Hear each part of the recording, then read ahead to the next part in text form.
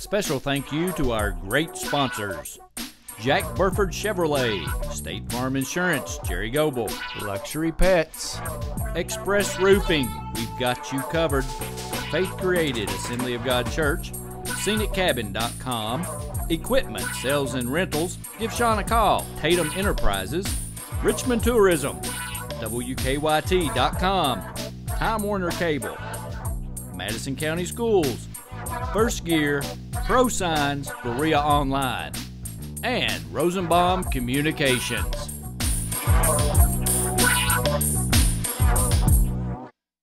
Hey everyone, my name's Alex, and I want you to watch MadisonCountySchoolSports.com.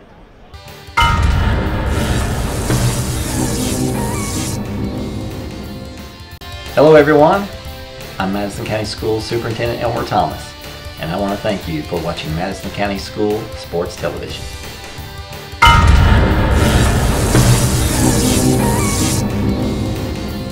Follow Madison County School Sports Television on Twitter, or like us on Facebook, MCS TV, and of course, watch all of our videos on YouTube.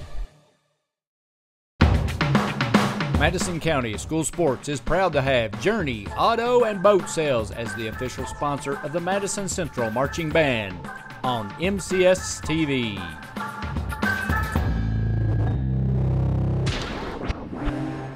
This program is sponsored by Cumberland Valley National Bank and Trust. Visit their new location in Berea.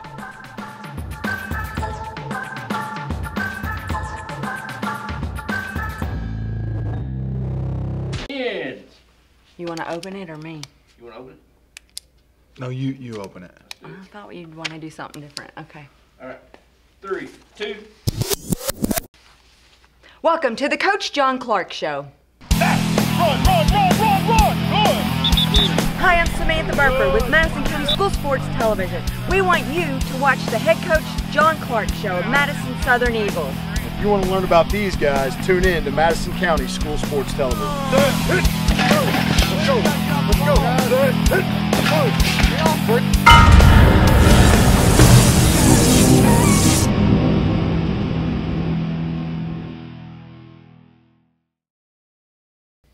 Welcome to the Coach John Clark Show. I'm Samantha Burford, and I'm here with Coach John Clark. Of course. We are doing our season wrap-up show for the Madison Southern Football Eagles, and we're doing it a little too early, but it is what it is. It's mighty cold outside, but you'd rather be playing football, wouldn't you? I would be okay with standing out in the cold tonight, but it's part of the game. Teams we're even move on, shooting our some show move on, earlier. some don't. Yeah, So, we're an extra hour and a half earlier because you're not I know, having we didn't have practice tonight. Yeah, it's kind been of an weird. adjustment. Although it is dark outside, so it's been an adjustment. Seems like the same time. Yeah. All right, so not the type of season that you thought it was going to be, obviously. How would you describe it as a fan of ours in one word? Started fast, ended slower. Started fast, ended slow. That was 4 words. I know. You have to have one. I would say roller coaster. Okay, that's 2 words. Okay, yeah, that's true. Yeah, but I mean, it was just what a crazy year. Yeah, it was up and down, definitely, wasn't it? Highs and lows, yeah. You could say, you got to go with 2 words, injury related. That's really the personnel changes. I mean, and not just injuries all season long either, but personnel changes affect your team. Yeah. They affect the dynamic of your team. They affect the morale of your team. That was. Absolutely. I mean, we're going to talk about a lot of statistics. I've got stats. Every year we do this at the end of the year. I got stats. You got pages. I got one page. I've got stats for 4 years now. I'm going with your stats. But and I'm a numbers guy. I think, especially a game like football, numbers do tell a lot. There are things, though, in a team sport like football, numbers don't tell. I'll start off by saying football is the ultimate team sport. Name another sport on this planet where 11 guys have to work in unison for something to go their way. There's nothing else like that. I mean, when you're in NASCAR and they pit, everybody's got to do their role. But every single play of a game, 11 guys have to do their one job. Yes. They have to win their one-on-one battle on that play for the play to work. Yes. And you look at maybe there's 130 plays in an average high school game. That's a lot. Yes. So there's more than just numbers that affect that. The biggest thing to me is the team. There's got to be team cohesiveness. There's got to be attitude. There's got to be want and will to win. I'm not sitting here saying we didn't have that this season. I was going to ask you that. No. You don't start the season. Because you're making it sound like possibly you may have started with it and didn't finish it. There were changes in it, absolutely. You don't start off the season 5-0 without it. I don't care who you have.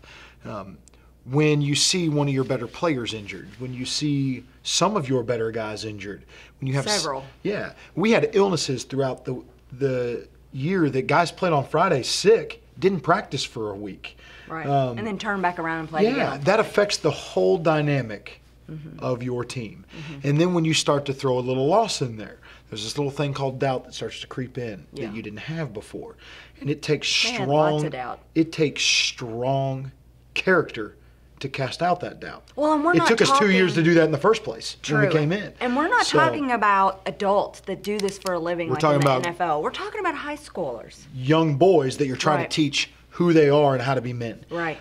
They're finding their way through life to begin with. And not just them, coaches. We're men, we're adults, and we still deal with the emotional attitude of losing too. Yes. Everybody handles it different. So, learning experience for the team, absolutely. Will our program be stronger next year because of the adversity this year? Yeah, we will.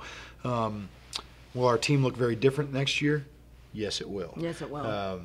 It'll be the first year we aren't the Fighting Damian Harrises anymore. And by the way, I've got all kinds of stats on that young man. Okay. That we'll get to. And I'm sure a lot of people are excited to hear all that. Well, but that's he's been, now that his career with us is over, I was never one to sit and talk about him over and over about his ability to play. Well, and people don't realize that. A lot of people ask me, how come you guys every show don't talk about Damian Harris? And I tell them, you know what, it's not just Damian Harris on the team. Well, There's a whole team that he thing. wants. I always make sure they know you want to talk about your entire team, not just Damian Harris. And here's the other thing with him, too. One young man can only handle so much on him. The more we talked about him over 4 years, the more we would have talked about him, the more it would have grown this image of this outstanding young player. We didn't need to add any fuel to the fire because all that does is add pressure on him. Yeah. And he doesn't need that. And I didn't want to do that. We'll go that direction. We'll talk about that a little more, and I'll be very open about that stuff. But my purpose of coming to that was, what a player. Yes. I'll never coach a young man like that again. I mean, just his ability. I know him very closely. He's like a son to me in a lot of regards. But I've never seen a player like that. Yeah, because you have fantastic players that continue on to the college and the collegiate level, but you'll never have, the chances are slim to ever have another athlete like that. We'll talk about that a little more, but yeah, I mean, it's pretty amazing. But, that's how the identity of our team has become around the state. Yes. And the team that has Damian Harris. Right, and rightfully so. There's a reason it's been that way. But did it affect, a lot of people have asked me, how much did it affect your team when you lost him? Well, a lot. When you have your whole system designed around one young man and he's not on the field, it's going to affect everybody. From the New Orleans Saints to the Madison Southern Eagles. That's just the way it works. Yes. So, but we'll get into some of that. Well, before you go into his statistics, let me ask you this. He played your last game. He did. Were you happy to have him Good go question. back in? Yes. I wanted him to play again. Okay. Were you nervous about him being well? No, he wouldn't have been cleared if he wasn't okay. Okay. His doctor is up at UK Sports Medicine. I mean, they're not going to clear the young man if he's not 100%. Doctors don't do that. Okay. And after seeing him run the way he ran in practice, I knew he'd be fine. Now, there was concern about his conditioning. He hasn't been practicing for a couple days. A lot of people told me they were upset that he didn't carry the ball more. Listen, and we can go ahead and have this conversation now. That's fine. But from day one, when we saw what this kid was capable of, we had a coaches meeting, and there's no question. We're not going to carry the ball with this kid 50 times a game. We're not going to run him into the ground. A running back's shelf life is short. Look at professionals. Look at college now. Nobody has one guy that carries the ball 50 times a game anymore. No. People have physically developed more. You give a guy the ball, you wear them, like there's so much tread on a tire. Eventually that tire is going to wear down. We have an obligation to that young man to help him get where he wants to go and not overuse him. And the minute I saw what he was capable, if Damian had 30 carries a game, it was too many. Would it have been a different team potentially over 4 years? Probably so, yeah. Right. But you know what? But I remember you talking about that in past shows. You didn't want him to be carrying the ball. That wasn't going to happen. Yeah.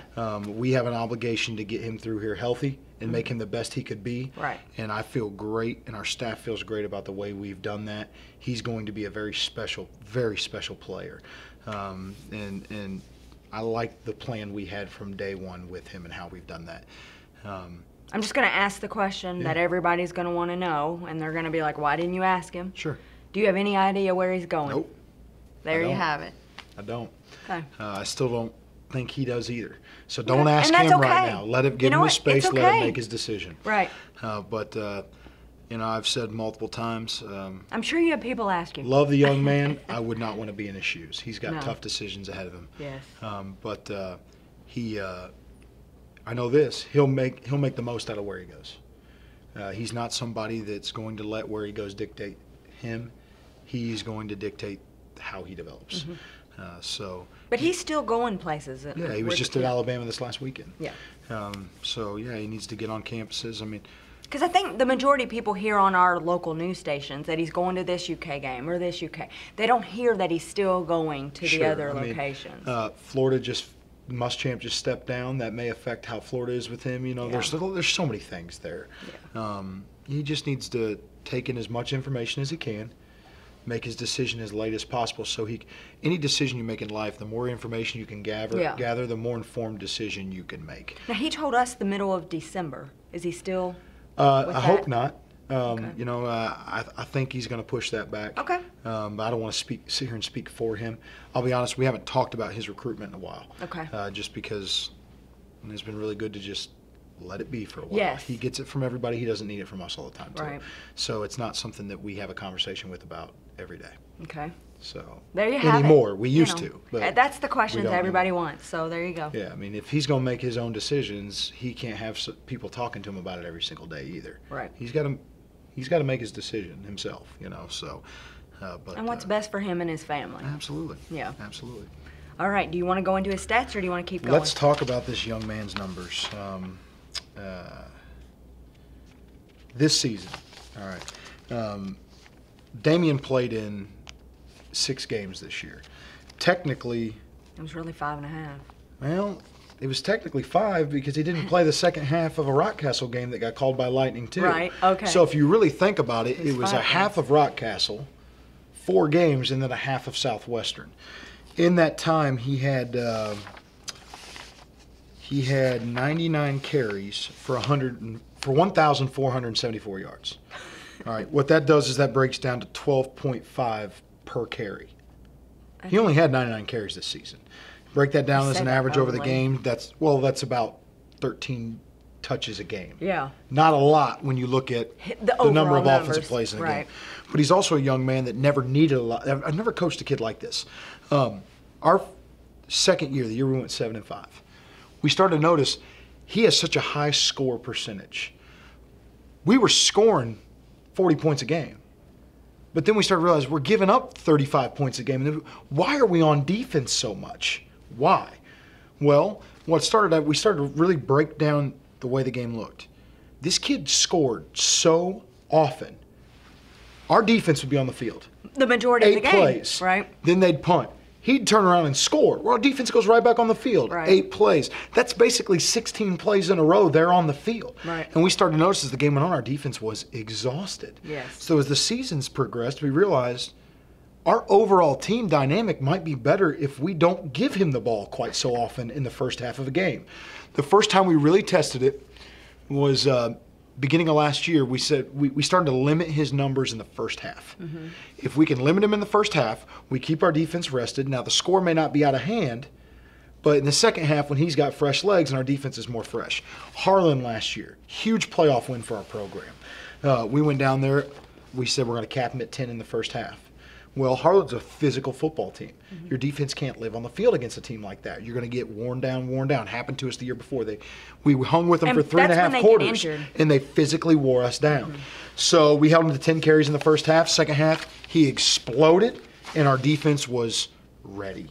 That's just... And it makes such a difference at the end of the game. It does. You know, there's a lot of things about Damian, too, that a lot of coaching a kid like him, people that don't coach a kid like him will never understand. It took us a while to understand. He's physically different.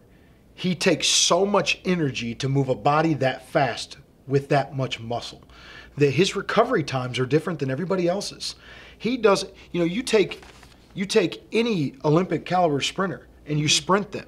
They don't recover like the same as somebody else does. Yeah. Their body it uses and processes more oxygen and requires more to refuel the muscle. Exactly. So he's not a kid that you can give 30 carries to in a row when he's breaking 40, 50-yard runs. Right. Now, if it's 5 yards a carry, sure. But the amount of energy he expends to go 60 yards is different than anything we can even imagine. And it took us a while. You know, my brother's a certified strength conditioning coach. Yes. You know, we spent a lot of time researching him because we thought he's out of shape. We thought for the longest time.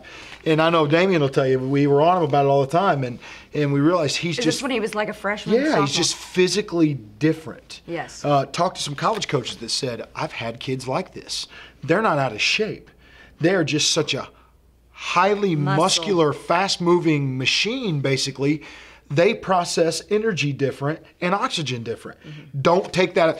Multiple college coaches that I talked to, strength coaches we talked to at the collegiate level, also the same thing. Don't train that out of him. Don't train him to become a 400-meter runner. Right. He's not. Let him be what a he short is. burst guy. Yeah. Rest him every couple plays so he's full speed again if you have to. And some of the best advice, I mean, if you don't know, I've learned this in my career. If you don't know what to do, you don't assume. Ask. You go to people that do. And I've talked to some people. We talked to some people that have worked with athletes similar to him. So that was a great educational process for myself, my brother, our coaches. And I'm sure Damian Probably that too. Appreciated it because it did help him over time as well. Yes. But back to his numbers. All right. He averaged 12.5 yards a carry this year. All right. What's pretty amazing is he had a – oh, I'm sorry. He averaged 12.5 yards a carry over his 4-year career. Oh, okay. So that's over 4 Well, let me process. Let me say that again. Yeah, you got a lot of numbers on He that. averaged 12.5 yards a carry over his 4-year high school varsity career. Okay. Career. That's unbelievable. He averaged 14.89 a carry this season. Yeah. Every time he touched the ball, it was going for 15 yards. And that's being out half the season. That's a first down and a half. All right. This season, he averaged a touchdown every 4.3 carries. So every fourth time he carries the ball, there's a chance he's going to score. Right. But here's what's amazing. You look at this young man's 4-year career, the number's not different. It's 4.78. That's a number anybody watching follows football. I've never seen a number like that in any realm of football, whether it's tackles, nothing. Nothing. It's probably the most impressive number I've ever seen. If you can say over a 4-year career, every 4.8 times the kid touches the football, he's going to score. That's unheard of. It's really unheard of. I don't know how you defend that. Nobody else knows how to defend that. No, there's not. It makes it easy to coach. We changed our whole offense for this young man. We became an offense that was just to create a crease so he could one cut go. Very different. Our offense, you could tell, was very different this year at the end of last year than it was our first 2 years. Yes. We developed a system for a one cut go guy, which he was. If a kid's going to score every 4 carries, you got to give him the ball and let him find a crease and give him a chance to score. So that's what we changed our system to fit those characteristics. And that number could have been possibly a little different if he'd have finished out the... Well, a lot of people think it could have been less because he didn't have many carries, but per his averages, probably would have been better. Yeah. So pretty amazing stuff. He finished the season this year at I think he averaged around 210 per game rushing. Last year was 218. So that kind of tells you the difference of... Which most people would have thought that would have been different, a lot different. Yeah, it was very, very similar. Yeah. Last year he had 220 carries. This year he had 99.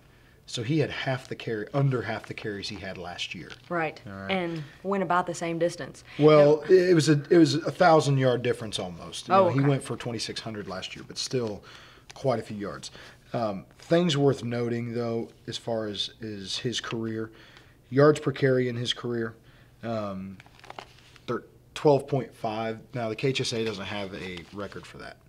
I can't imagine anybody averaging over a 4-year career. Now, why is that? Well, I don't know. But 540 carries in his career to average 13 yards a carry in that time and a touchdown every 4.8 is pretty unheard of numbers.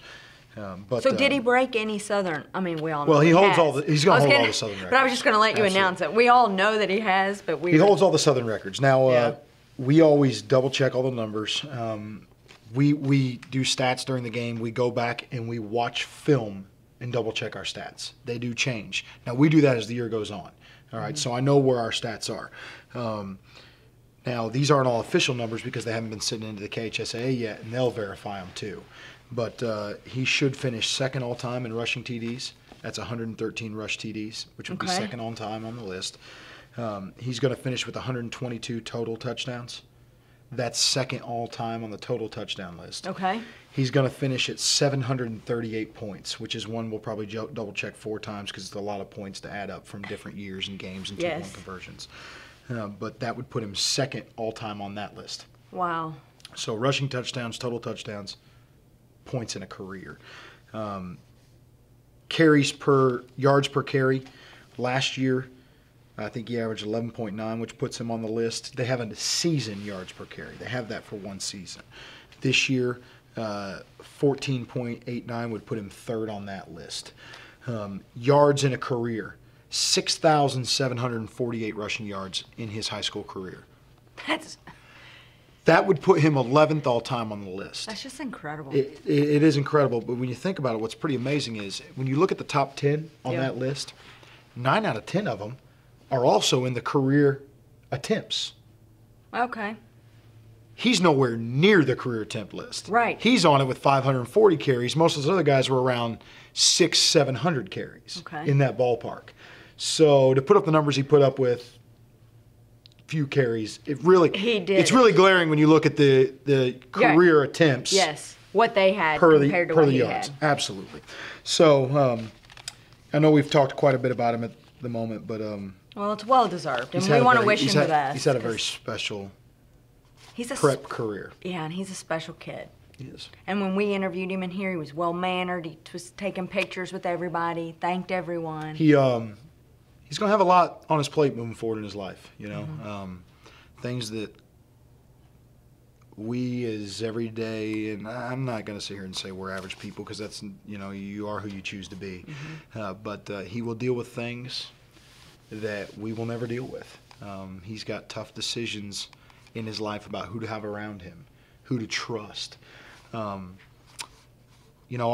society, and him and I have talked about this a lot.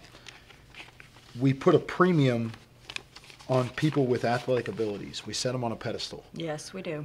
People like doctors that save lives, firefighters that save lives, police that save lives, paid very little. And these athletes recognized very little. Athletes paid millions for an athletic ability. But the crazy thing is this is the way our society works. We're gonna, and it's not just our society. It was the same with the Romans. I mean, it's no different. It's been this way forever. In the Colosseum. Absolutely. And we're gonna reward that. But when you don't have it anymore, we don't care about you. And that's it. So he's got to make the right decision. On to the next, because at the end of the day, and this is something that him and I have talked tirelessly about, and he probably never wants to have the conversation with me again because we have it all the time, is when it's all said and done, all these people that care about your ability aren't going to be here at the end of the day. So you got to do what's best for you. You got to make decisions for your future. You got to make decisions so when you lay your head on your pillow at night, when all the yards are gone, all the numbers are gone, the days of standing in the end zone and celebrating, when all that, the minute if you have an injury, they just disappear. And you're not thought of And anymore. who are you then? And that's really been the focus of what we've tried to do with Damian. Who is Damian Harris without this sport? Because that's the guy he's going to have to live with. For the rest of his all, life. When it's all said and done. Right. He's got to live with Because he'll him have the more rest of his years life. of that. No question. And he's handled all this better than I probably would have at his age. He really has. He's done an outstanding job, and we're very proud of him. Well, and I think he's very fortunate to have such a caring and respectful coach that's willing Well, our whole to staff. take the time. Yeah, I mean, that's it's been true. Our whole Your staff. whole staff. I mean, our running back coach, Byron Smoot, I can't even Yeah. talk enough about. I mean, we'd have to have another show to talk about how much of an influence he's been in Damian's life. I mean, I really feel that God put Coach Smoot in our staff for Damian. I mean, and I didn't know that until you sit here today, till later, and you realize how good of a fit he was for him specifically, and he coaches him. Yeah. And that just happened. Yeah. That wasn't something that They're was bonded. planned. I didn't know Byron Smoot when I moved to Kentucky. He kind of fell into our lap here too, and I think he would say the same thing. So He's going to miss him. It's going to be very different. I think everyone will miss him. yeah, there's no question. But it's time for him to move on to his next challenge. Yeah. There's no doubt. I mean, he needs to spread his wings now and go do his own thing. There's no doubt about it. Well, I know we're all looking forward to finding out what his decision he's going to make, and the whole state of Kentucky is. So it'll be exciting. I'm excited to hear too. Yeah. Now, if he goes to a different state to play, will you have the time? Anybody on your staff? Oh, I know yeah. you're going to want to follow him. We'll take but the time. problem I is, mean- it's going to be your football season too. You won't. Yeah, but that's the beauty of high school football. I mean, we don't do a ton on Saturdays. We may come in and watch film, periodically. But his games will be on television. Yeah, and like last week I went to Union to watch Brett Sipple. Do you remember Brett Yes. Sipple that played for us?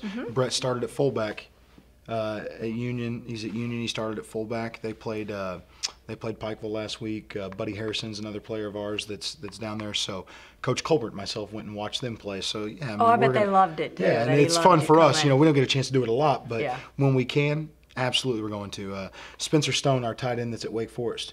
They played Clemson on national television a couple weeks ago. Spencer got in the last 3 plays. Oh, that's It's cool. just neat to be able to see your guys, and we Yeah. try to do that as much as we can. So everybody will follow him, no matter where he goes or what he does. We'll still follow Absolutely, him. we're going to be there with him. Yeah.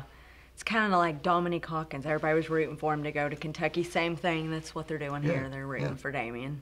And I would root for him too. I'm an Ohio Bobcat. That ship has sailed. Yeah. But I think everybody wants him at Sorry. their program. I still think that he would look great in green. I'm just saying. All those coaches are telling him the exact same thing. I know. So, I know. plus many other things. So, Trust me, I know. all right. Have you guys had your football banquet yet? No, we do that. We do that later in December. Oh, okay. So you're getting ready for it. Well, that's why you got all your numbers. You're ready. That's why we're still crunching numbers. Yeah. You ready to take a break? We'll take a Yeah, quick commercial absolutely. break, and when we come back, you have many more players that we want to Absolutely. go take some stat numbers with. So Absolutely. we'll get back to all that. All right, we'll be right back with Coach John Clark right after this message.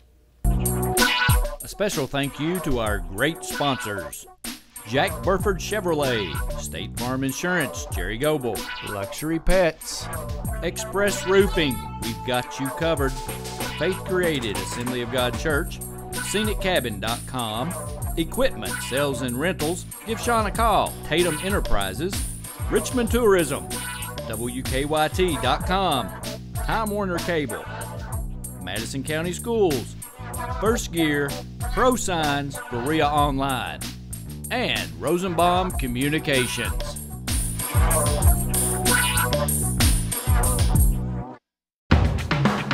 Madison County School Sports is proud to have Journey Auto and Boat Sales as the official sponsor of the Madison Central Marching Band on MCS TV.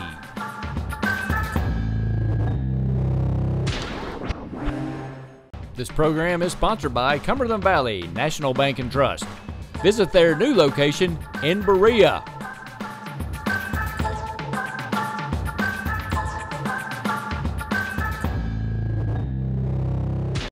Welcome back to the Coach John Clark Show. I'm Samantha Burford here with Coach John Clark. We're at Cumberland Valley National Bank. They got a new sign out front. I saw that actually. Pretty I fancy. wasn't sure if I was in the right place. Yeah, it's really fancy. You know how they can afford that. We do this show here. It's Giving brought in them lots all of these new business. You're That taking vault- all the credit? Can I No, take no, some of the it's credit? not me. It's you guys. It's Madison County Sports Television. You know, I heard they were trying to shut the vault earlier, and they could barely get that thing closed because all so the money full. in it is so full. So come do your banking here. It is really beautiful inside here. So It is you nice. can, you And know, it smells like roses. that's me. No, I'm kidding. It's I'm joking with him. All right, so let's go to Aaron Sipple. Yeah. Gosh, another guy we could talk about. Record breaker. Really is. State of Kentucky does not keep tackle statistics. That's a shame. In the Kentucky High School Athletic Association. I think the reason that is it's a very subjective statistic. Yeah. What you call a tackle, what I call a tackle, when you have 5 guys tackling somebody, is probably very different. Yeah. So it tends to be consistent amongst a staff, but staffs will be very different. Right. You know, what tends to happen is there are some staffs out there that'll just say he had 4 tackles, and all they count is solos. The most consistent practice is a tackle is a solo, an assist is if you are assisting on a tackle, you still get credit. You just have a solo column, an assist column, and those make for your total tackles. We've done that from day one. What do you do if there is 5 guys all Well, if down there's on 5 the guys, then They all 5 get guys the get an assist? assist, absolutely, Okay. because you're in on the tackle. But the guy on the bottom of the ball, he's not Well, getting the main tackle? How do you do that? If he brought him down you bring first him and down then by everybody- yourself, that is a solo. I got it. Okay. If you are tackling him with a group, that is an assist. If you're the guy that jumps on the pile late, that's nothing. Oh, okay. That's just extra effort points. Yeah. Makes sense? Yeah. So that's the general practice for, I don't know, I mean, I'm not going to speak for everybody. I'd say, Yeah, but that's what you guys I'd say do. 95% Yeah, I was going to of say, it seems everybody. it should be pretty It's the common. general practice. Yeah. From day one, too, Coach Kling, you know, we do the same thing. Zach Morgan does all our statistics. You guys know Zach. He's up in Yeah, the he he's sits in up the there box beside room. us. Zach played for us. Whiz kid, mathematician. He got like a He's 7. focused up there, too. He's unbelievable. Yeah. You know, he actually works. He does things with the Green Bay Packers statistician. Zach developed his own statistical processing system that he does on the computer upstairs while we do this. We get quarterback ratings and everything from him. Wow. And it's pretty amazing. Yeah. He played for us. I mean, what a great young man. Does an awesome job. And Yes. what a great. He came to me and said, "I want to keep doing this with us." So it's That's awesome when you have a fantastic. kid that plays for you that wants to Yes. continue. He's a student up at EKU. Anyway, Zach does stats during the game. We go back and watch film and double check them all. Aaron finished this season, and I just got the official number yesterday. Aaron finished the season with 155 tackles. Wow. Last year, he had 130 tackles. You could look at that and say, well, last year he didn't have as many tackles. Well, he didn't have as many, but our defense was on the field a lot more this year than they were last year as well. We ran a very different defensive system this year as well. So there's a lot of things that play into it. 155 tackles in 11 games is a lot of tackles. Yes, it is. And if you technically, it's 10 and a half because you take away a half we didn't play against Rockcastle. Right. It's a huge number of tackles. We knew he was close to the all-time tackle record coming into the season. We felt we'd have to play 12 to 13 games for him to break the record. He was so productive in some of these games, though, that he was able to do that. Tyler Hagan has the one before that had the record, 485 tackles in a career. Tyler was a 4-year starter. Aaron broke his record. Aaron's going to finish his career here with 491 tackles. Now, when we last talked to Aaron, he had mentioned wanting to play football somewhere. Has he made his decision? Aaron has not. Okay. Aaron is taking it all in. The recruiting process for him is very different than Damien. Aaron's, he is. I feel, I've still coached longer in college than I ever have in high school. Okay. Aaron Sipple is a steal for whoever takes him. Right. There's things college coaches don't, and I didn't see it when I was recruiting either. I mean, you can look at a kid and say, yeah, he's a football kid, but you don't really know. Good luck finding a high school coach that's going to tell you, no, he's not a good player. I mean, they're all going. I mean, Right. I sell my players just like everybody else is going to sell Everybody's theirs. gonna try I to want you sell to them. take my player. Right. But at the same But you time, don't as a get high to school know coach, you them got really to well. Aaron The is heart a of them. football kid now. He is a football-minded kid. He eats, sleeps, and breathes it. He loves this game all the way through to his soul. Yeah. I mean, he is that kid. No matter where he goes, he's going to play. I think the difference with Aaron right now is if you're Aaron, you're looking at, do I go somewhere that I may not play for a few years because he's short now. By recruiting standards, he's 5'10" and a half. He's not a 6'3" linebacker. Right. Now, he has speed that you don't see at the linebacker level, and that's what's made his recruitment difficult. Most 5'10" and a half linebackers don't get looks from major schools. Well, but if you're a linebacker that runs a 4.71 and plays that fast on the field, they can't help but notice you. So what started to happen with Aaron's recruitment is these big schools are going, daggone, this kid can play. Yeah, but he's just not big And then enough. they bring him in on campus and they're like, yeah, he's too small. And then he runs a 4.71 and they're like, gosh, he can move. And then they watch him through drills and they're like, he's so instinctive. But then they come back and they go, but he's only 5'10" and a half. Right. And so they're torn. Yeah. These bigger programs are sitting there going, and then they start to look, well, there's a 6'3" kid over here that runs 4.78. He's 5'10" and a half, runs 4.71. Yeah. Well, let's take the kid that's taller. He can hang more weight on him. So there's a lot of little things that come into it. I mean, he's had some big programs look at him. Wisconsin came through and looked at him. He has a preferred walk-on roster spot offered at Ohio State. Ohio State doesn't offer that to a kid that they don't think can later become a player. They Right. just don't. They can take that They can kid take anybody from they anywhere want. in the country. Right. And they just feel like, man, he is a football player. They see him as a kid that could come in and play special teams, not right away, but down the road, and then maybe he will grow some, because he's such a football player. Maybe he will. But if you're sitting there and you're Aaron, it's a tough place to be in. You have that dream of going to that big school, but there's no guarantee you'll play because Right. he knows he's not stupid. Yeah. He's Do been you on wanna sit campus. on the bench? He's seen the 6'6", 305-pound lineman. Is he undersized? Yes. But does he also have that about him that says I can do it anyway? Yeah. Or you go to a smaller school and have a chance of maybe being a 4-year starter and having a great career, which he absolutely, the smaller schools are selling him on that. So at the end of the day, I worried about his recruitment because it scares me when a kid's in that position because they can feel disappointed where they end up sometimes. Yes. Because he told us he had a favorite. He's getting loved on by the big schools. Yeah. And then you end up at my roommate in college was that way. Played at Ohio University. Thought he was going to Purdue the whole time. Was a Purdue kid, grew up in their backyard. And the next thing you know, at the end of the day, they didn't come through with a money offer, and he ends up at Ohio University, and we're sitting there in our dorm room, and you can just not tell happy. this isn't where I thought I was going to be. He's disappointed to be there. I'm excited to be there. Right. He's disappointed. It was his backup. Same place, different perspective of being there. I worry about that when recruitment gets split. It happened to Spencer Stone a little bit too. Spencer chose to walk on at the bigger school. But Spencer was a much bigger frame and had the ability to put on that bigger size at that level. I don't know what Aaron's going to do yet. Not made the But I decision. know this about Aaron. What I worried about isn't going to be an issue. He loves football. He wants to play football. He will make it. I can just tell from his interview, he'll give it 110% wherever he goes. That's all he has is 110%. And he's a Sipple. Yeah, They have that love of football, don't they? It's funny, the Sipples too, because I tell you what, it's a football. Next year is going to be my first year I've ever been at Madison Southern without a Sipple in my program. You're kidding me. No, I really don't like it. I'll be honest. I don't want to talk about that right now. Tell you what, they've all been emotional leaders on our team. Yes. All of them have been hardworking, emotional leaders. I mean, we have other families coming through that are like that. The Howards have been like that. The Simpsons have been like that. But we've always had a Sipple. Yes. This will be the first year we haven't had a Sipple.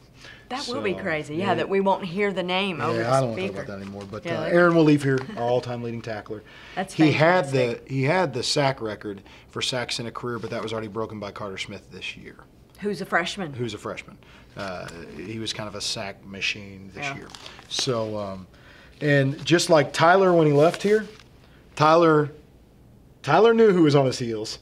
I think Aaron knows who's on his heels when he walks out the door right now, too, for that record. That's true. So every one of them kind of knows Yeah. who's on their heels. He'll be paying attention. There's no question. Especially give it another Tell you what, 2 we've had some years. special linebackers come through here since we've been here.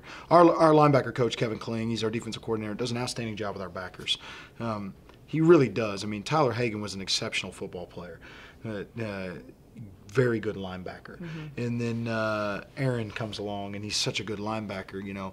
Aaron started his first game at Madison Southern as a freshman at 145 pounds. Yeah. He's 200 pounds of muscle I now. was gonna say, think that's about how little far he's compared to- come yeah. since that day. Those pictures, he And probably then was tiny. now you've got, Dawson Richardson's turning into a really good linebacker. Carter Smith, young up and coming, very talented linebacker. And there's some sophomores in there that aren't playing a whole lot right now that we think are going to be pretty good. Mm-hmm. So we've been very fortunate at the linebacker position. And opposing coaches we've played have mentioned that. Just, wow, you guys have got some pretty good linebackers here. And we've been told that for several years now, which is a good feeling. Well, and as you say all that, what's running through my mind is all these freshmen, sophomores, and juniors that got to play near the end of this season. Okay, let's talk They're about going to be this. excited starting, I believe, this summer and fall when they get back to practice. Headaches as a coach. When you go into this will offend somebody, but it is what it is. We don't mean offense to You it, never but- want to bring a knife to a gunfight. Right? When you're playing varsity football in any state, you take freshmen and sophomores out on the field, that's kind of what it is. It's not saying they're not good people. There's a reason freshmen and sophomores don't play in varsity football. It's a physical sport. It's different than every Yeah. other sport. And they need usually time they're to not develop ready. physically. Yeah. Our first year here, we played a ton of freshmen and sophomores. Well, we went 2-8. Well, last year we played a lot of seniors and went 10-2, and had great leadership and physically developed guys. We played a lot of freshmen and sophomores this year, and we did not anticipate that. No, you didn't. We've talked a lot Looking about at the that. numbers of this, we played 6 freshmen on varsity this year. Yeah. 4+ games this season. 4+ games we played 6 freshmen in some sort of role. And you would have never thought that game one, would Never. you? You wonder, well, how do you win your first 5 and then only pick up 1 out of your last 6? Well, only 2 freshmen were sparingly on the field those first few games. Right. Towards the end of the season, They were we're out playing there. 6 freshmen. Right. Okay. They're going to be outstanding players. Yeah. But They know- they're still not ready yet. It's No. just the way it is. But the confidence level in them will be incredible when they come back. Here's one for you. 3 of them started. 3 of them were starters that played in 6+ games. I mean, I don't know. It'd be interesting to find out how many teams above 500 started 3 freshmen in the state of Kentucky. I could be wrong, but I don't think there's a ton of them, especially in 5 and 6A football, I was which going is to the say, with your schedule we're conference playing. of 5A, I wouldn't think Yeah, there'd one be of the a lot toughest them. 5A district. Yeah. Obviously, when you have 2 in the region and won 3 of the 4 first-round games. Sophomores.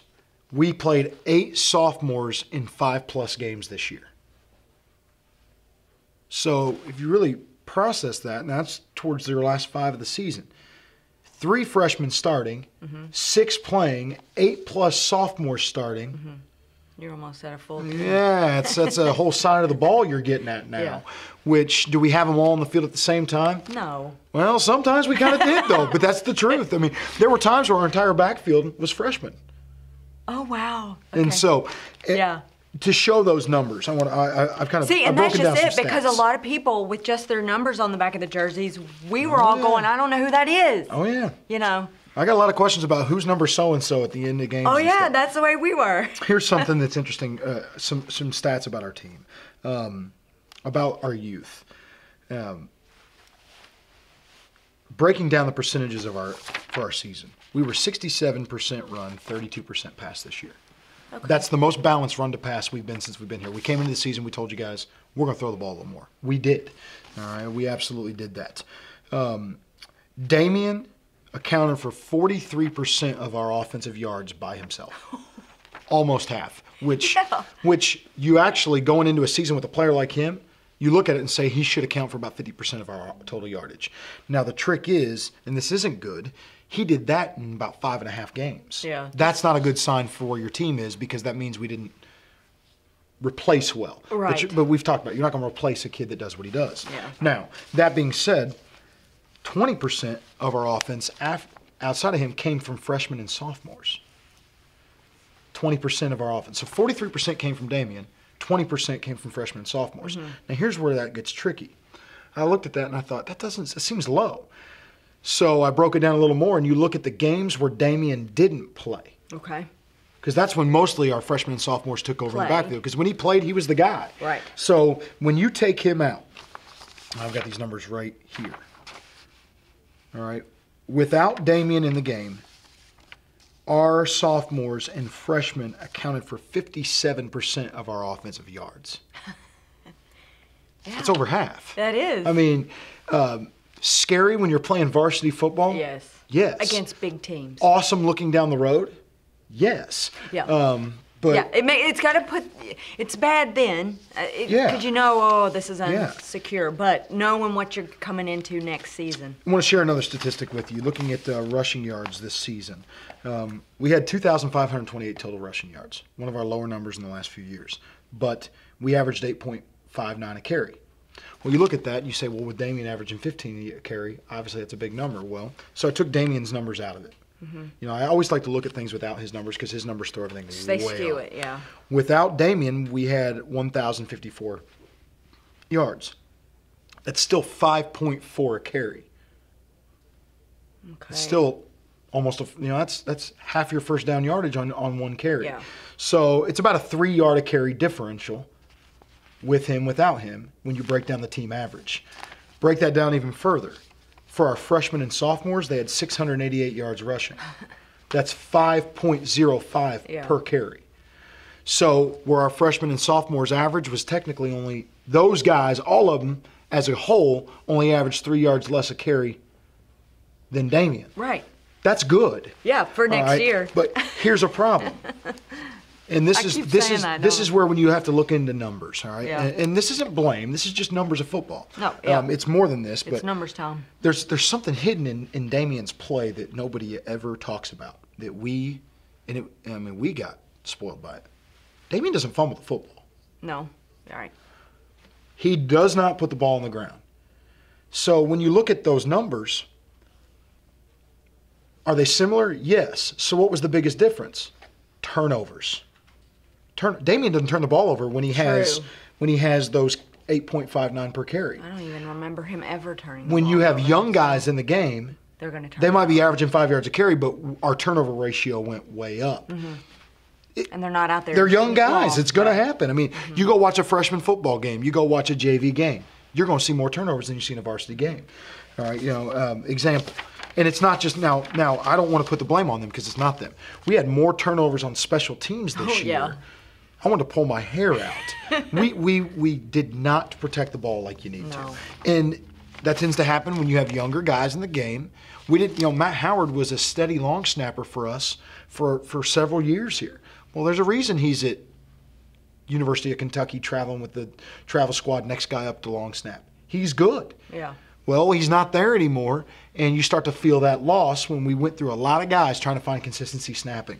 We had a lot of missed extra points, a lot of bad snaps on extra points. We had a lot of bad snaps on punts. I mean, just little things like that can kill. They add up. Everything. Well, they add up to where we were -9 in turnover margin this year. Oh. We lost 9 more than we got on the season. You know what we were last year when we went 10-2? +8. That's a 17 turnover swing. That's how you go from 10-2. Yes. To 6 and 5. 6 and 5. When you really get down into all the numbers, turnovers is everything. It all comes down to putting, 2 games are a great example right here. Pulaski and Boyle. Pulaski beat us 35-0. Well, see, and that's what I think. These numbers too. Those 2 teams would skew all your numbers because you didn't score a lot. You didn't get a lot of yards. But you know why they're skewed? Turnovers. Okay, yeah. I mean, turnovers and offensive production. Great example. Pulaski. We were -3 in turnover margin. We had 2 picks in that game, guys. So if you're -3, what's that mean you turn the ball over? 5 times we turned the ball over in that game. Well, and here's what you don't see. We turned it over on our side of the field. Well, we have 111 yards of offense, which means we're not moving the ball. No. And then we're not changing field position by punting either. We're turning it over. We're giving them a short field to score 35 points. Yep. That's how you end up getting 35-0 in a game like that. Good team, too. They're going to punish you for those turnovers. We talked about Boyle before we went in. You can't turn the ball over. They punish you for it. We did say that. We were -2 in turnover margin. In our own territory, we were turning the ball over. We only had 140 yards of offense. You lose 43-7. That's how you lose games like that. Yeah. The reason I picked those 2 teams is they're 2 very, very good programs right now. And if we're going to play with programs like that, we cannot turn the ball over. So what will you do differently for next year as far as? Good question. I mean, we've emphasized it so much. But I felt like this year the guys we emphasized it to weren't the ones that were turning the ball over. It was a lot of the younger guys, the long snapping, like some of the things that you kind of take for granted that they're picking it up, but then you realize this kid's only played varsity for about a game and a half right now. So how can it's not his fault he's fumbling. Right. He weighs 150 pounds, you know. Right. Or that bad snap when it's wet out, which I don't care if it's wet. Same thing I told the kids, I don't care if the ball's wet. They're snapping a wet ball just fine, but they've got an experienced guy doing it. So we just need experience, and we're going to have that. We're going to be fine. But there is a big reason, and turnovers has a huge part to do with it. Yeah. And you know what? I want to remind you, one of our very first shows of this season, you said to me, next year, we're going to be good. Because a lot of people think, oh, Damien Harris is going to be gone. Right. We're not going to be good next year. But you said that. Because we played a lot of I came into the season and I said we are inexperienced. And even a lot of the seniors that played this year hadn't played much varsity because we were so heavy loaded with seniors last year. Right. But you said that early on in the season that even next year you're going to be good next year. You knew it. Here's the other thing. Guys had adversity this year. If they learn from that adversity and don't let it scare them off, you're going to have adversity in life. You got to learn from that to grow stronger and learn from those mistakes. If you can do that, you're going to reap the rewards. Like all mistakes is the greatest source of information you can ever have in your life. You can see them as woe is me, or you can. I love mistakes. That's how you learn what not to do. You do it wrong first. We did a lot of that this year, so we should be better next year for the mistakes of this year, as long as you're the kind of person that's willing to learn from them. That's what our guys have to be, smart enough to be willing and tough enough. It takes a toughness now to learn from your mistakes because you can't let them beat you into the ground. You got to have thick skin to learn from your mistakes. And if we can do that, we're going to be fine. Well, you have a large football program, so do you think next season, everybody wanted to be a part of the Damien Harris program, right? Okay, so do you think a lot of those kids that still didn't get to play this year, do you think they'll all keep coming? Because it's going to be different. I think it's a generational thing more now than anything. I really do. I'm gonna sound like I feel like I'm my dad sitting here saying this, but parents out there will agree. I spoke at our Ferristown middle school football banquet Sunday, and had a lot of parents tell me afterwards they agreed with one of the things I said. This generation is so different than the one we grew up in. Yes. Kids don't come out of high school. Now, I'm not saying every kid, because it's not every kid. I'm saying averages. Majority don't come out and say, hey, I want to work in that job for 30 years to work my way up to being the boss. Yeah. A lot of them come out and they say, hey, I put in a year or two, I want to run stuff now. It's the same thing with kids when they're in high school. They come in as freshmen and they expect as freshmen and sophomore, if I'm not playing varsity, I don't know if I want to play now. There's no doubt about it. We call it the sophomore slump. Sophomore year is hard on kids at Madison Southern right now. If they don't play varsity, because some sophomores had 8 of them. We had to count on 8 of them to play varsity this year consistently.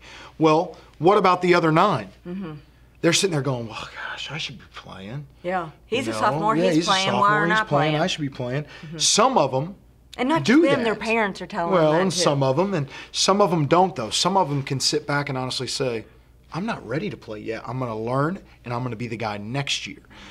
Any successful program is lined with juniors and seniors. But they didn't just come out and play as juniors. They didn't quit as freshmen and sophomores and play as juniors and seniors. They understand it's a pecking order. You got to play freshman football. Sophomore year, I'm going to play JV. And then by junior year, I hope I'm the guy. They've always said that, the old saying in college is freshmen are excited to maybe just be on freshmen the are team. excited to get on the bus. Right. Like if I can get on the Be bus on the as a team. freshman, That's what I was I'm thinking. excited. Yeah. I'm excited. Sophomores love a little playing time. Yeah. As a sophomore, if I can just get on the field just a little bit. Juniors are all about records, individual accolades. Like juniors want the yards, want the stats. Juniors are about stats. Seniors want to win championships, because it's their last go-around, it's their last chance. You look at sports across the board, That's standard. You know, what I strive for is I need a whole program full of seniors. Not the guy that's excited to be on the bus, not the guy that's excited to get on the field, the guy that wants the championship no matter what it takes. And that's been our goal since we've been here. And we've always talked to him about championships, even when we were 2-8. The goal is not to win This game. a game. The goal is not to beat Rockcastle. Is it one of our goals? Yes. Is it the big picture? No. All right. There's a bigger picture in place for our ultimate goal in this program. So as long as they understand the big picture and they're committed to it, Right. is the biggest thing. What do you look for when you're hiring somebody? You know, your husband runs a big dealership. What's he look for when he's hiring people? Somebody that wants to be on the bus, somebody that wants their stats, or somebody who believes in the big picture and is willing to work towards the goal. Well, that's right. anybody in any profession. Any business, right. Yeah, so we're not doing anything that isn't going to make them successful. Right. It's training them for later. But you have to talk about it for them to understand it, or they don't get what it is. So, you know, back to, I know it's a long way to talk about it, but are there sophomores that were frustrated this year? Absolutely. It's every year. Every winter I sit down in my office with sophomores and say, you're going to regret it if you quit. Every winter. And the ones that stay come back as juniors and say, at some point during practice in the fall, are going to stand up and say, sophomores, I know how frustrated some of you are right now. Trust me, it's worth it. I'm glad I didn't quit. If they can just find it within themselves to stay the course. Right. That's all they have to do is stay the course. Stay at it. Yeah, it's not easy. No, because we're demanding it's long too. practices. We're demanding. Hot temperatures. Who's not cold demanding? temperatures. I mean, I don't know a program that's not. You can either be demanding and focus on trying to win, or be demanding and not win. Right. But if you're It's going to play almost like sports, you're it's going to be in a demanding environment. It's almost like they want it easy. They want the practices to come easy and things to be easy, but then they also want to win. Who And a doesn't, lot- though? Right, and it's tough teaching that you got to put the time in. I mean, let's look at the lottery. the effort. The lottery. I want to be a millionaire. Right. But you got to play to win, right? Well, Isn't that what but, they but say? here's the thing. It doesn't happen. I don't want to go start my own business and to figure out a way to be a millionaire. Yeah. I just want to buy the Just- ticket. you just I want it just to want come that to ticket you. to hit. Right. And that's human nature. I'm that way with stuff.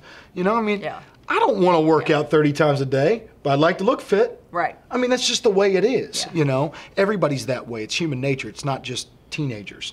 So the key is getting them to understand you can wish for it and you can work for it.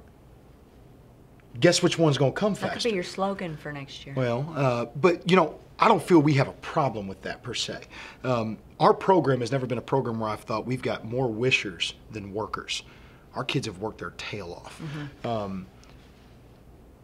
One thing I will say is this. There's not been a lot of success at Madison Southern. Sustained success. You know, we're 23-12 over the last 3 years. The 3 years before us, they were like 2-28. Yeah. All right. A lot of people will tell you success breeds success. Well, and yeah, it does. But that's not for everybody. That's for the people that it breeds success with. The ones it doesn't breed success with, guess what it breeds? Complacency. It's going to be one of the two. You're either going to feel like, I want more of it, or you're going to be okay with it. I'm good with it. Yeah. Just gonna And be. did some of that happen? Absolutely. Absolutely. There's no question there was some of, I'm good with the way we've done things. You know, we're good. You know, we don't. But was it everybody? No. No. Right. And does it happen in every program? Yes. You just have to have more of the guys that success breeds success overshadowing and directing the other ones. And that takes time. That's the whole thing about building a program. You know, experts say it takes 10 years to change culture. We're in year 4. You know, it doesn't happen overnight. Can you win a little? Yeah. Does that mean that your house is built out of stone yet? No, it doesn't. It takes time. And, you know, we're in it for the long haul. You know, I think people will be happy to hear you say that. well, and all the rumors so- about me leaving where Damien goes I can was stop going now. with that. I was going to go with You know, that. I got asked that last week. Are you leaving? No, I'm not replacing Nick Saban. We just went 6-5. They've not called me to go replace him. No, but yeah, I hear that one all the time. Yeah. I'll be honest. I've had opportunities to leave since I've been here. Any good coach I don't would. talk about that often because that's my business, and Right. And You gotta have some type who of talks personal about that life. stuff? Who talks about that stuff? It's weird. But Well, people feel like as you're the coach of their I believe in what child we're or doing. you're the coach of the school, so they want to know. They my coaches, I have a staff of guys that could all be head coaches, and I'm looking forward to next year. There's a lot of people out there that believe that we aren't a good staff, and those are the people that don't realize where the program was when we took over. Yeah, 4 years ago. There's a reason it's taken so much work to get to where we even are. We're playing with a lot of guys that didn't grow up playing football. You're teaching it every day. When you've got to teach kids whether they're on or off the ball in a formation in a varsity practice, that's something, I bet Boyle County's not teaching a lot of on or off the ball. I bet their kids have a pretty good idea if they're on or off the ball. Well, let's go with that. I mean, we have talked in the past about the youth program, and you Absolutely. have wished wholeheartedly, let's start these guys learning the football plays and the program in Right. middle school. Well, hang on now. I haven't just wished for it. We've been working for it. yes. Because there is a difference. Now, it's a And that slow was my process. question. It is How a slow process. This off season, are you going to try to make that happen? Absolutely. I mean, it's every off season we work with it. Warren Mills coached in our youth league this year, did an unbelievable job with our kids. They finished, I think, 5-3 or something like that. We are a USA certified football program. I talk about that all the time. I mean, Terry Killens came and spoke to our kids. I mean, we had a former professional player come speak to our. We have one little team with 24 kids on it that got to spend a whole evening in a banquet with a former NFL player, because that's what USA fantastic. Football does for you. Yeah. They know how to break down and tackle. You watch our kids. We film their games and put it on Huddle. I mean, you watch these kids develop. First game when we watched them play, I thought, oh my gosh, we're gonna get destroyed by a Boyle County team. Yeah. By the end of the year, we took one of their teams into double overtime, and we beat one of their teams. Yeah. And it's That's probably just never watching happened us before. watching us run better, tackle better, Yeah. catch better, Yeah. block better. And the kids were having fun. So it was fun to watch. It's a work in progress. It's coming. Now, Coach Kling and I both have young boys that are in the league, but we're sitting there watching every practice as much as we can during season, because we want to know what's coming up. We want to know what they do well. We have a talented young group, and there's a lot more of them in buildings here that aren't playing with us that need to be. How do you get those volunteer coaches, though, to learn It's the hardest what you're thing. doing? Well, through USA Football, it's easier because you have to take a certification course online. Okay. They have to be certified coaches before they can ever step on the field. And USA Football has its own online certification. It's an education course. And then we have a league director, Chad Linville, that coaches over at Ferristown. Has a son that plays at Ferristown. Chad Linville is the director of the league. I correspond with Chad about what we see the overall mission being. Chad implements it. It's in line. We line it through with USA Football and what we want. The coaches learn it. They go and run it. I don't sit there and tell them you have to run this, this, and this. But do I want tackling taught a certain way? Yes. Yes. And it lines up with the way USA Football does So you their don't say, heads-up here's tackling. this specific play, No, learn this. but there are some things they need to be doing. I'm very adamant about, I don't want our youth league in the shotgun.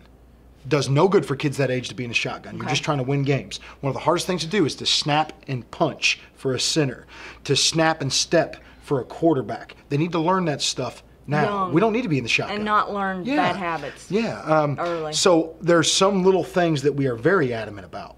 We don't need to be running a bunch of motions and sweeps to try to get an But advantage. a lot of coaches want to just win. I know. It is what it is. I want to win. Yeah, I want to win. right. I don't want to. I mean, if I'm coaching a youth They're team, like, but this is I don't how wanna we're. lose. Well, I want to do this play because this is how we're going to win the games. But that's the difference in somebody that understands the bigger picture. Warren Mills has coached a lot in high school. He understands they've got to get better at these fundamentals to be good down the road. I've told my middle school coaches, I don't care what your record is. I don't care. You can lose every game as long as we have 20 kids coming in from your school as freshmen, and they know how to tackle, they know how to catch, and they understand that stuff. We'll build a team. That's the great thing about high school. You've got 3-4 classes you can pull from. Not many schools get, Pulaski right now, very fortunate.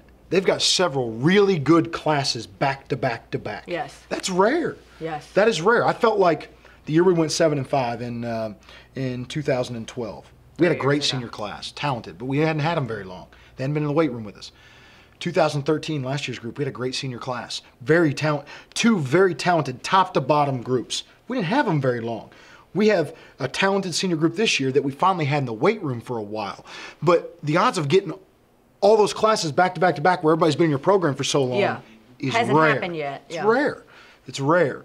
So you need people in your youth league that understand the developmental importance of that's got to make you the happy. technique. It's coming. You've got to have that. It's hard to find those guys, and you're in a small community. Yeah. But you know, Danville, I mean, Boyle County's not any bigger than Madison County. Yeah, but how long have they been doing it? When did Chuck Smith win his first? When did he win his first state title? Championship? In the mid '90s, right? Wasn't it the mid '90s? I think so. So if you look at that, guys that played in the mid '90s, well, they're my age, and they have kids, and they're coaching in the youth league now. They've been a part of the program, and now they're coaching in the system. Yeah. We haven't had, we've had some guys graduate that are starting to get old enough now where they're coming back and saying, hey, I'm thinking about coaching.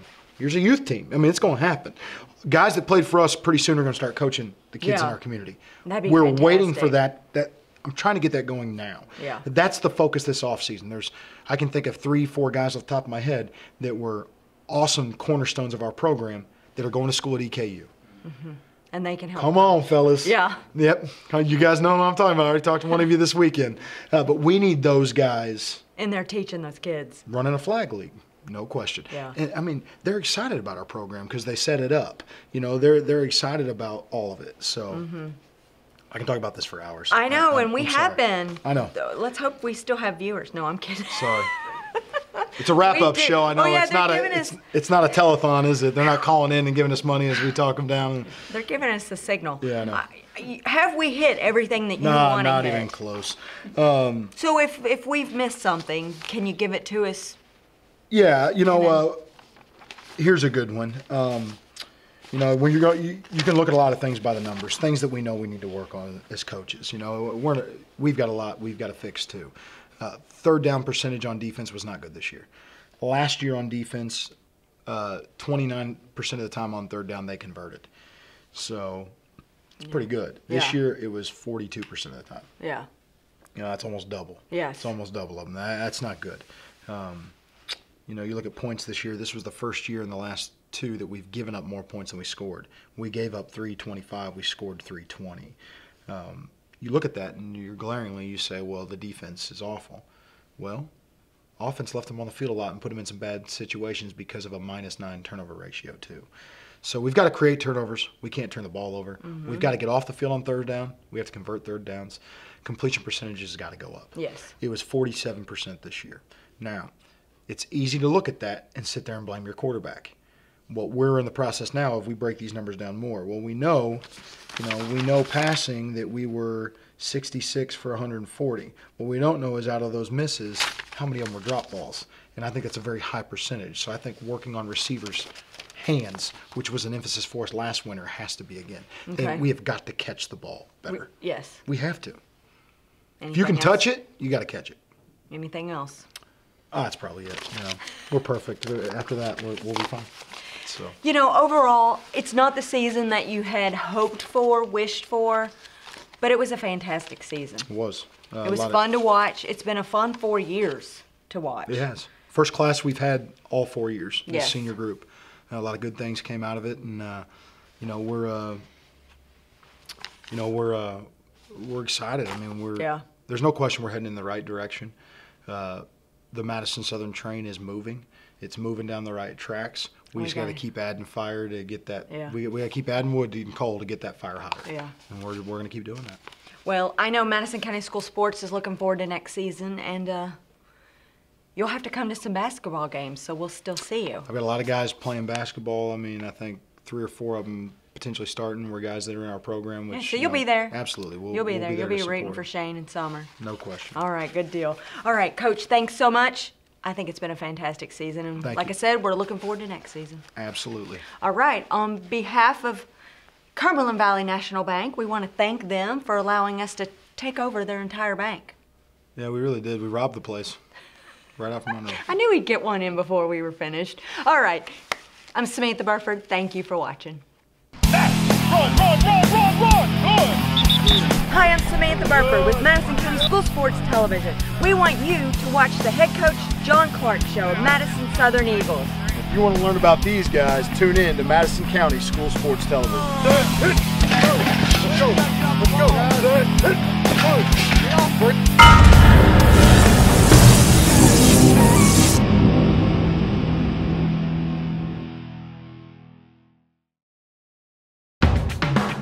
Madison County School Sports is proud to have Journey Auto and Boat Sales as the official sponsor of the Madison Central Marching Band on MCS TV.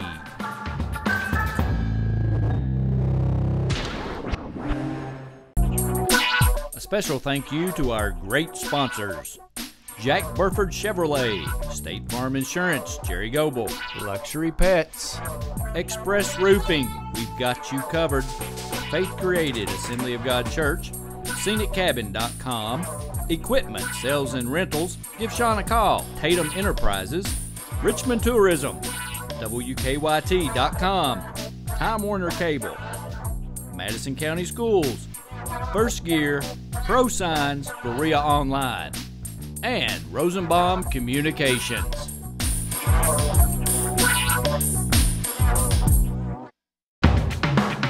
Madison County School Sports is proud to have Journey Auto and Boat Sales as the official sponsor of the Madison Central Marching Band on MCS TV.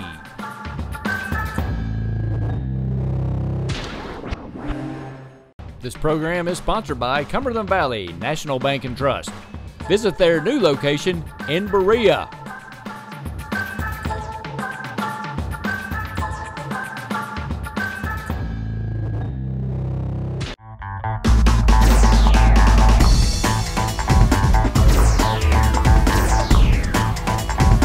Oh, there you go. You got time. Go right.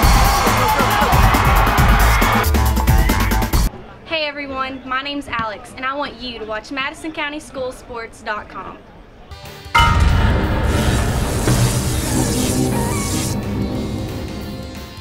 Hello everyone, I'm Madison County School Superintendent Elmer Thomas, and I want to thank you for watching Madison County School Sports Television.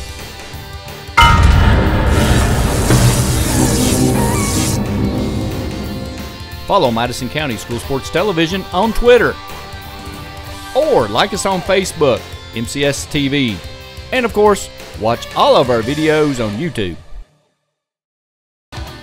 The following is in smokeless tobacco: cadmium, formaldehyde, lead, nicotine, nitrosamines, polonium-210, hydrazine, benzopyrene, and uranium-235. Don't be a dip. Don't dip.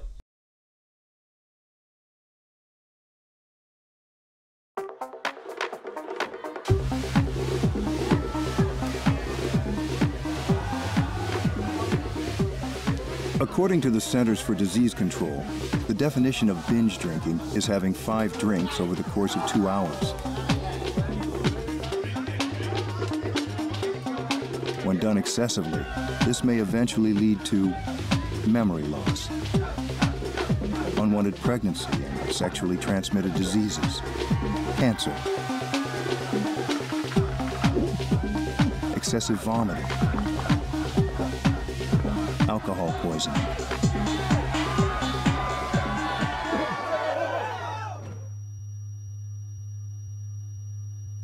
and possibly death. Nathan, can you hear me? If you don't want to swallow any of this, chances are the next tube you put in your mouth won't be a good time.